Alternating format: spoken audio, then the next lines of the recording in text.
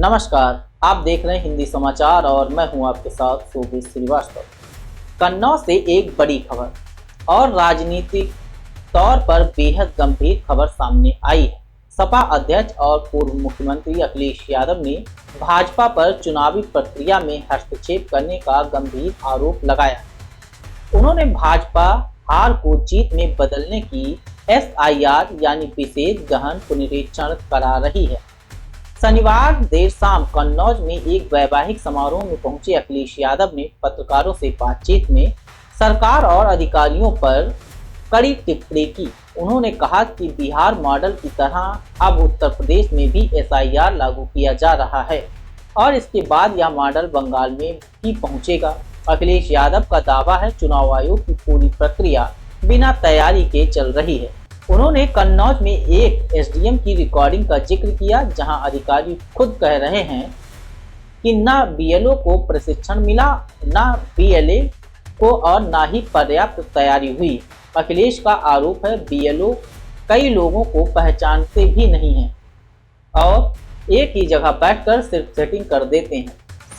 सपा अध्यक्ष अखिलेश यादव ने कहा, चुनाव आयोग के आंकड़ों में 99.1% फॉर्म वितरित दिखाए गए हैं, लेकिन जमीनी हकीकत ये है कि कई लोगों को फॉर्म मिले ही नहीं।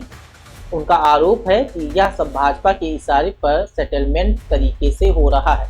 अखिलेश यादव ने आगे कहा, भाजपा सरकार हर मोर्चे पर फेल हुई है। उन्होंने पेट्रोल डीजल की कीमतों, बिजली के दामों, स्वास्थ्य सेवाओं की कमी और कन्नौज मेडिकल कॉलेज के हालात सभी की आलोचना की। सड़क का निर्माण अधूरा, एम्बुलेंस व्यवस्था में गड़बड़ी, किसानों की आय दोगुनी न होना, मंडी का काम ठप और रेलवे स्टेशन के निर्माण में देरी, इन मुद्दों को भी उन्होंने उठाया। उन्होंने आगे कहा, अब SIR में उलझाकर सरकार 3-4 महीने काटना चाहती है। अखिलेश यादव ने सपा कार्यकर्ताओं से एकजुट रहकर चुनाव की तैयारी में जुटने का आह्वान किया है। उन्होंने विश्वास जताया कि आगामी चुनावों में समाजवादी पार्टी भारी बहुमत से जीतेगी और समाजवादी सरकार बनने पर दिल्ली की तरह कन्नौज का रेलवे स्टेशन आधुनिक रूप से बनाया जाएगा। कन्नौज से उठी यह चर्चा प्रदेश की राजनीति में बड़ा असर डाल सकती है।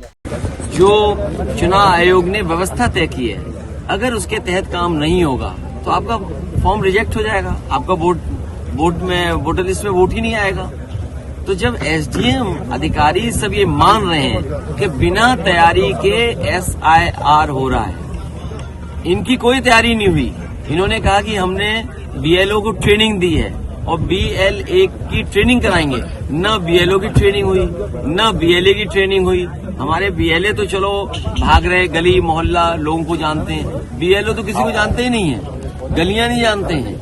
वो एक स्थान पे बैठ जाते हैं, सेटिंग कर लेते हैं, वहीं से फोन करते हैं कि हम आ गए, आ जाओ अपना कार्ड ले लो फॉर्म। और फॉर्म जो आंकड़े बताते हैं चुनाव आयोग के, वो आंकड़े ये बता रहे हैं फॉर्म बांट चुके हैं पूरे, बता रहे हैं 99.48% फॉर्म बट चुके हैं। ये आंकड़े बता रहे हैं BLO।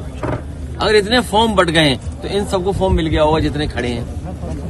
फॉर्म बांटा ही नहीं और अपने कंप्यूटर पर डाल दिया कि फॉर्म बट गए।